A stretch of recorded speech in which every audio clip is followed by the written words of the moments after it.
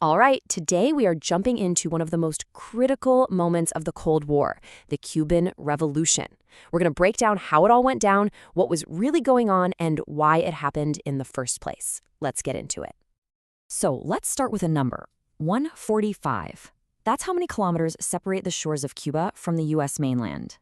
It's just a tiny little gap of water, but it was about to become one of the most supercharged, high-stakes front lines on the entire planet. And that really brings us to the big question we're trying to answer here.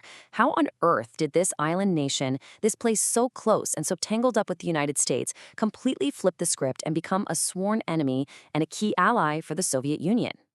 To get our heads around that, we've got to rewind a bit and look at what Cuba was actually like before the revolution. Because, for all intents and purposes, it was basically an American playground, an economic colony. You had this guy in charge, Fulgencio Batista. He was a dictator, and his government was incredibly corrupt and totally undemocratic.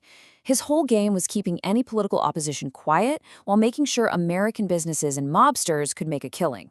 Now, this made a few people very, very rich, but for most everyday Cubans, well, it created a lot of anger. And this is where you really see that dominance in black and white. I mean, look at these numbers from a U.S. report back in '56. American companies controlled almost everything. 90% of the phone and electric services, half of the railways, a massive 40% of sugar production, which was Cuba's lifeblood. They even owned all the oil refineries. The island's entire economy was pretty much being run from the United States. So you can imagine, right? This kind of environment with all the corruption and foreign control was the perfect breeding ground for a revolution. And that's exactly where Fidel Castro and his supporters, who got the nickname Los Barbudos, or the bearded ones, come into the picture. Now, Castro's rise wasn't some overnight thing. His first attempt, back in 1953, totally failed, and he ended up in prison, then exile. But he was relentless. In December of '56, he sails back with a tiny group of rebels, including the famous Che Guevara. They launched a guerrilla war from the mountains, and over 2 years, they gained more and more popular support as Batista's regime just got more brutal. It all came to a head in January 1959, when Batista fled the country and Castro's forces marched into Havana. Okay, and this is a really, really important point to understand.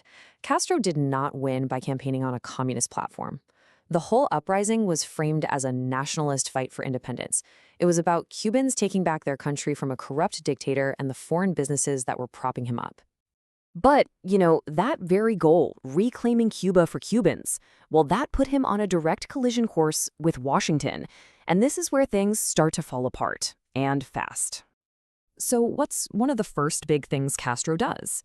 In May 1959, his new government passes the Land Reform Act. And this law basically said that all land owned by foreigners was now going to be taken over by the state.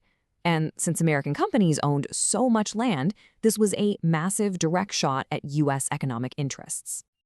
And you can bet Washington did not like that. The reaction from the Eisenhower administration was immediate and harsh. They refused to recognize the land seizures, and they told Castro he wouldn't get any economic aid unless he played by the rules set by the U.S.-backed International Monetary Fund. The tension just kept ratcheting up. Castro went and made a deal to buy cheaper oil from the Soviet Union. But when the American-owned refineries on the island refused to process it, Castro's government just took them over, seized them completely. It was a classic tit-for-tat escalation. And that, right there, was the final straw for the United States. In October of 1960, President Eisenhower slapped a full trade embargo on Cuba, cutting off pretty much all economic ties. A few months after that, diplomatic relations were severed. The break was total.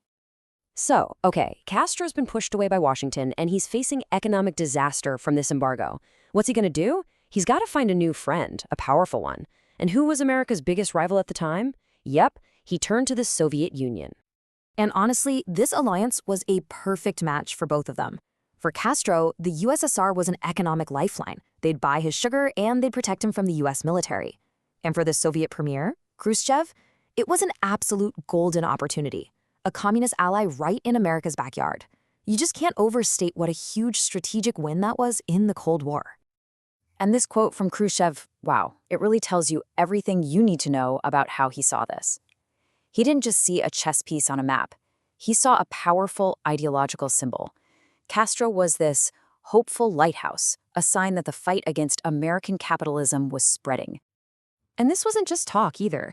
The Soviets immediately put their money where their mouth was. They started buying up all that Cuban sugar, providing tons of economic aid and loans. And, just as important, starting in late 1959, the weapons and military advisors started flowing in, cementing Cuba's place in the communist bloc. So, where does all of this leave Cuba? Well, the revolution and everything that followed completely transformed the country. In some ways for the better, and in others, definitely for the worse. On the one hand, Castro's government did bring some incredible social progress. Cuba developed some of the best education and healthcare systems in the developing world, and life did get better for the poorest people.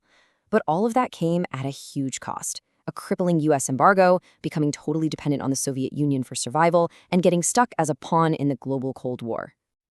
And that leaves us with one final, sobering thought. With the Soviet-backed communist state now dug in just 145 kilometers from Florida, the stage was set for some truly terrifying conflicts. We're talking about the Bay of Pigs invasion and, of course, the Cuban Missile Crisis, which brought the world to the brink of nuclear war.